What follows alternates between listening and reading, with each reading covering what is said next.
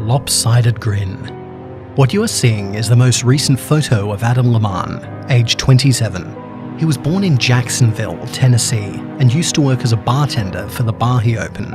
Adam was a normal person, if a little unmotivated. He took life as it came and didn't really do much with the business degree he got in college. Basically, he went to work, played games, and hung out with friends when they were free. He'd been single for a few years, but recently had gotten into a relationship with one Mary Sue. They had dated in college, but drifted apart.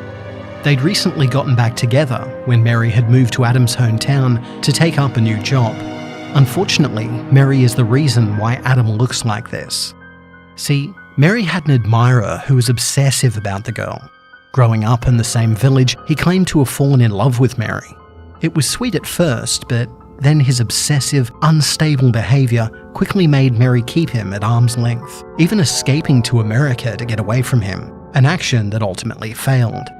He had even followed her to the States from China and attended the same college in hopes of making her his wife. Eventually, Mary transferred schools to a different state, and there she met Adam, and they quickly hit it off. They dated in college from sophomore all the way to their senior year. Things were going good until Mary's stalker was able to locate her again. It wasn't long until Mary saw him on campus. Panicking, Mary quickly transferred to another school and left Adam without a goodbye. He was heartbroken, but eventually time made those emotional wounds less painful. Adam finished college, maybe not with the highest grades, but definitely not the worst. After that, he moved back to his hometown and ended up buying a building with plans to make it into a bar. It was a few years later that Mary walked into that bar. She'd recently moved to town and was stopping by the local watering hole after work for a quick drink. It was coincidence, but the two instantly recognized each other, no matter the years apart. Adam was brave, so he asked her why she had vanished. It took the whole evening, but the story of Mary's stalker was revealed, and how she now feared for her life. Eventually, she got tired of running from him, and with the help of local law enforcement, he had been caught stalking her in violation of a restraining order. Ultimately, Mary was able to have the creep deported back to China. Things took a while, but eventually the two fell back into a relationship. While tense, things eventually became good because Adam did love Mary, and vice versa. So the two were happy for a long time. Until one night, Mary's stalker came back, this time for Adam. Adam was closing down the bar for the night, getting ready to go home to his girlfriend and get some good sleep in. It was a regular day, just like any other day, but that changed when Adam left the building to take the garbage out. According to the interview Adam gave to the agent handling the case, something hit him hard in the back of the head, knocking him out. Adam woke up tied to a chair in a place he didn't recognize. In front of him was a man who was pacing back and forth. He was pale, almost grey in skin tone, with purple veins pulsing all over his body. Even though the man looked to be about Adam's age, his hair was receding and his teeth were dark, almost brownish yellow. As he was moving, he was muttering something in a different language under his breath. Adam's head was ringing and he tried to move, but found that he was tied to the chair, his wrists also handcuffed to the armrests. His movement alerted the ranting man, breaking his muttering. The man got in Adam's face and started yelling, but once again it was in a different language, so Adam didn't understand him. He told him so, only to get a backhander across the face. It was hard enough to draw blood, but the man did begin to speak in accented English. He told Adam that Mary was his, and no matter how great the distance was, she was never going to leave him.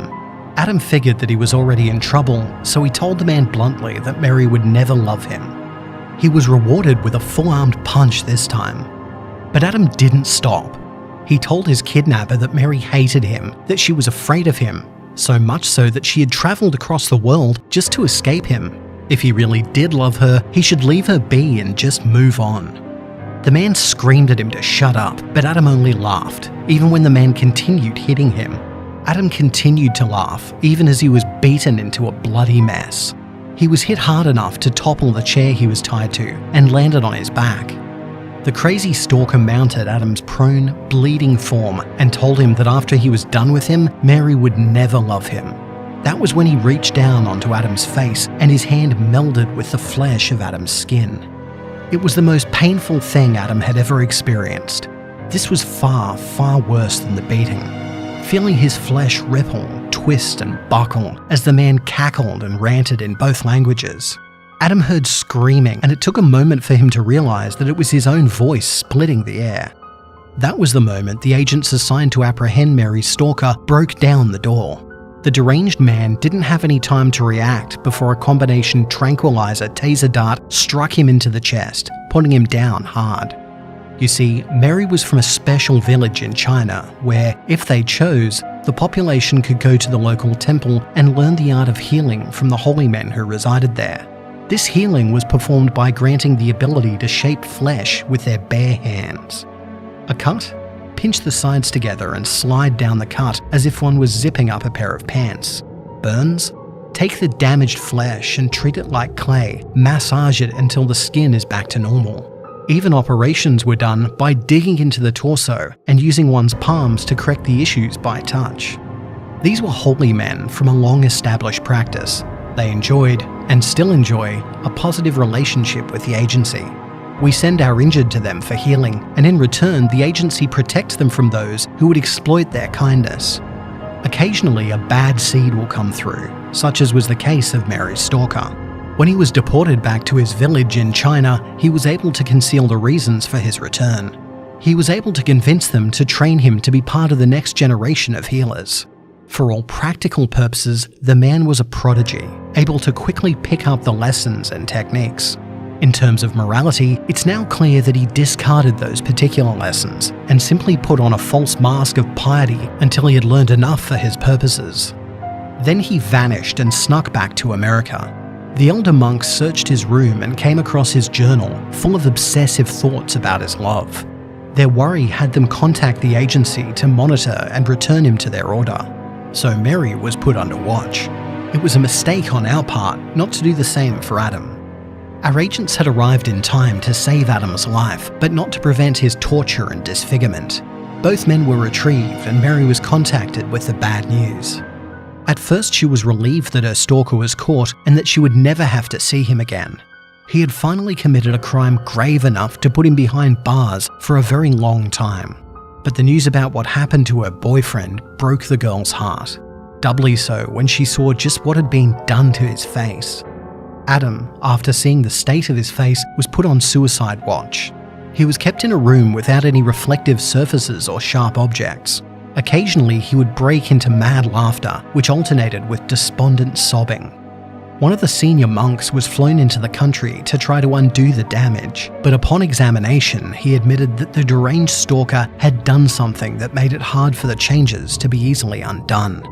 In the end, Adam, Mary, and the captured stalker were flown out to Mary's hometown in hopes that the elder monks could begin to treat Adam. They promised that Mary's stalker would be punished for breaking his vows and using the skill for his own petty gains. Having access to the records of what happened to traitors of the temple in the past, the agency agreed that handing him over was the equivalent of a living death sentence, and left it at that.